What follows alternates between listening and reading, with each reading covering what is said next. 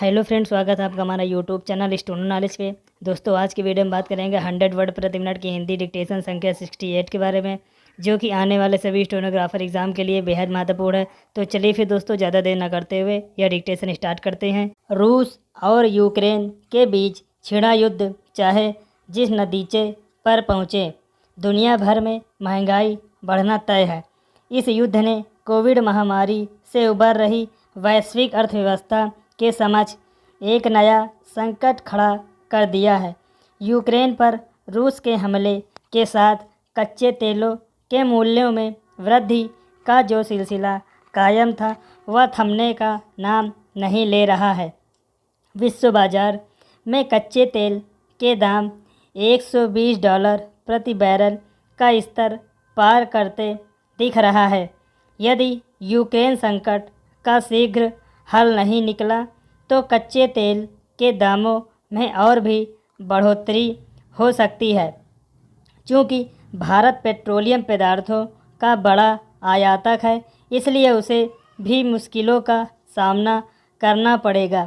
Petroleum पदार्थों के मूल्यों में वृद्धि का मतलब है महंगाई बढ़ना।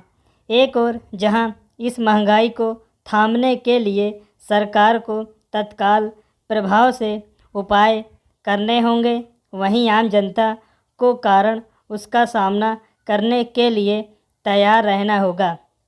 महंगाई बढ़ने का कारण केवल पेट्रोलियम पदार्थ के मूल्यों में वृद्धि ही नहीं, बल्कि अमेरिका और उसके सहयोगी देशों की ओर से रूस पर लगाए जा रहे प्रतिबंध भी हो सकते हैं।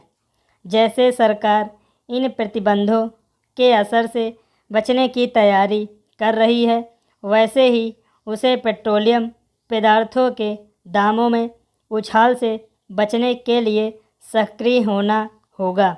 यह कठिन काम है, लेकिन कुछ तो उपाय करने ही होंगे। आवश्यक केवल यह नहीं कि आयातित पेट्रोलियम पदार्थों पर निर्भरता कम करने के उपाय खोजे जाएं, बल्कि यह भी कि उसकी खपत कम करने के कदम उठाए जाएं। ऐसे कदम तभी सफल किए जाएंगे जब जनता का सहयोग मिलेगा। आवागमन के लिए सार्वजनिक परिवहन के साधनों का अधिकाधिक उपयोग समय की मांग है। इसकी भी अनदेखी नहीं की जानी चाहिए कि ट्रैफिक जाम, अतिक्रमण आदि के कारण वाहन या तो धीमी गति से या फिर रुक रुक कर चलते हैं। इससे ईंधन की बहुत बर्बादी होती है। इसे तुरंत तो नहीं रोका जा सकता, लेकिन ऐसे कदम तो उठाए ही जा सकते हैं जिसे इस बर्बादी पर यथासंभव रोक लगे। इसके साथ ही ऐसे भी जतन किए जाने चाहिए जिससे इलेक्ट्रिक वाहनों के चलन को बढ़ावा मिले।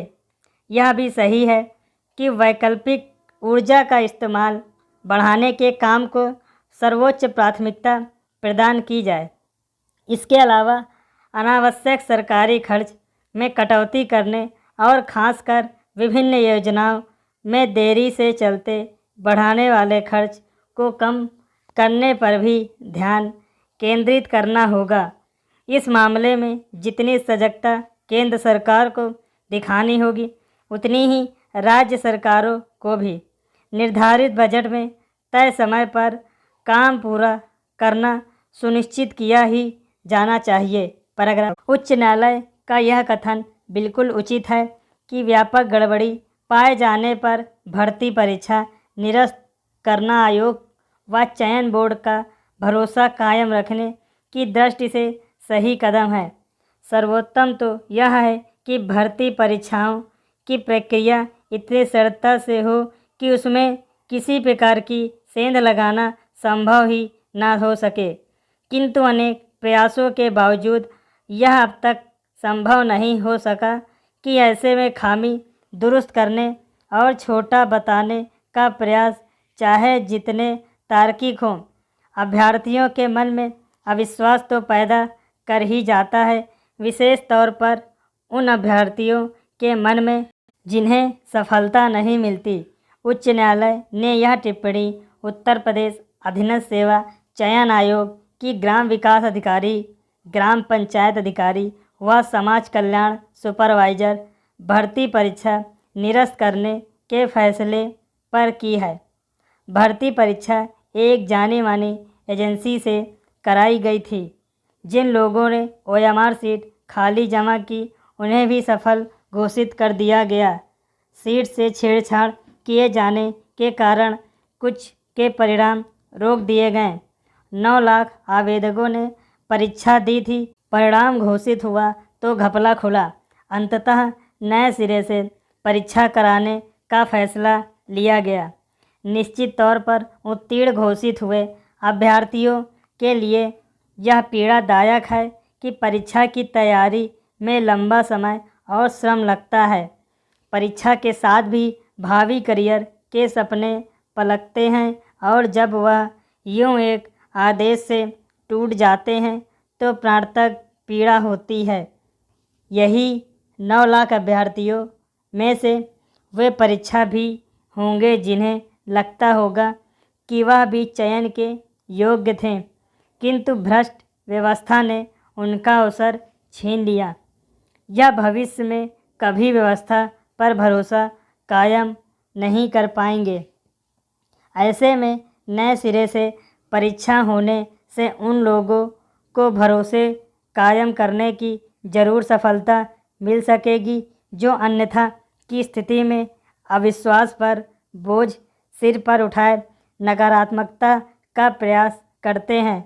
अब इससे उबर कर प्रयास यह होना चाहिए कि परीक्षाओं को फूल प्रूफ बनाया जाए और विश्वासी परंपरा कायम किया जाए।